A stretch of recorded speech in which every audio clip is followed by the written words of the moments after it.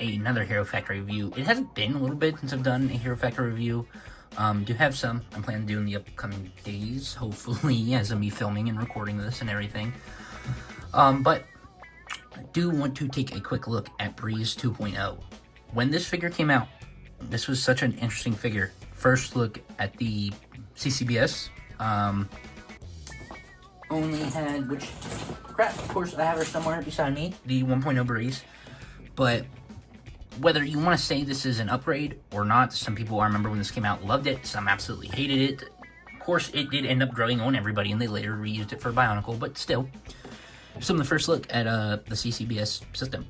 So, for Breez, this was definitely something different. There's some very nice stuff about this figure. Some stuff I love, some stuff I don't know if I necessarily like, but some cool stuff here. So let's start getting right into articulation. It, of course, is just standard CCBS. So ball joint, hand, head, legs, ball joints everywhere. So, you know, just the normal straight up ball joints. So nothing too new there, at least what we're used to. She does have a red hero core and the red kind of under helmet, which I loved. I loved using that for mocks back in the day. So, you know, can't ever complain about that. Does have two red spikes to match that.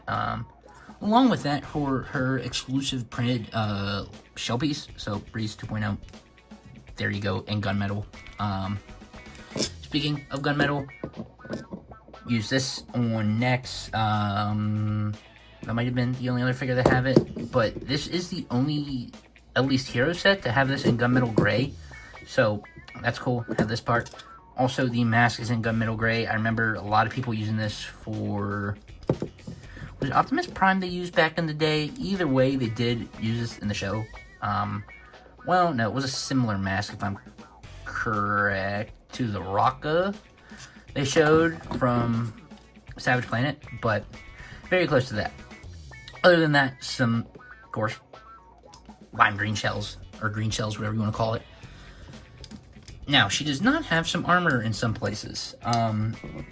They eventually would do more of that later, pulling in, well, even from the same weight. The Furno, his whole arm, no armor on it. Same with, if I can grab him, Furno from Savage Planet, more Savage Planet figures. I mean, they would skip some armor shells, and I think with her being a female, you know, kind of whatever, it works. Kind of more of a semi-slimmer body, but still, they're kind of shelled up. Like, I think it would have looked fine if they just did two more of the green shells. Could be wrong there, but I don't know. That's my opinion there. Other than that, though, I think she looks pretty fine. That's really my only, I don't even want to say complaint, just kind of comment. Just because the arms look so weird there with no shells on it. Size comparisons. Here is Next 3.0. Of course, basically same body. And it'd be the same. Furno 2.0. Here is the Sheila Val that hopefully the video comes out before this, who should definitely be taller. And if I can grab a Lego minifigure. Really quick video on her. She's pretty fun. Her and Surge, if I'm correct, were the only ones not to use the kind of new blaster piece. So, I mean, kind of sucks not having that in green. It would have been awesome to have that in green, but still, I do very much like her. She was a fun kind of melee character to play with back in the day, and I think they did a decent job with her for what they had at the time. So, yeah, there she is. If you had her, let me know what you think. I could be wrong, but I feel like she is one of the harder 2.0 heroes to come by, at least what from I just see on like or Hero Factory lots and, you know, collectible shows and stuff.